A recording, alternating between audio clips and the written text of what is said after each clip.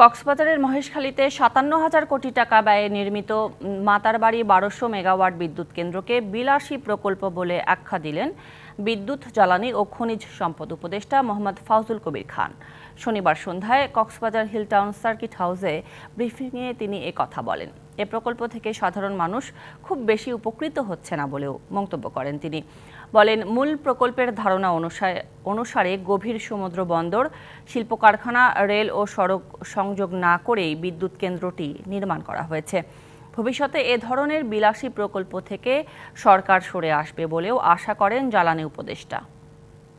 মাতারবাড়িতে যে একটা ইন্টিগ্রেটেড গভীর সমুদ্র বন্দর হওয়ার কথা, প্রকল্প বিলাস, যে আপনি ৫৭,০০০ কোটি টাকা, তারপরে ৮,০০০ কোটি টাকা যে প্রকল্প হচ্ছে, যদি আপনি জিজ্ঞেস করেন যে এই প্রকল্পের সাধারণ মানুষ কীভাবে উপকৃত হচ্ছে, সেটা কিন্তু খুব বেশি না।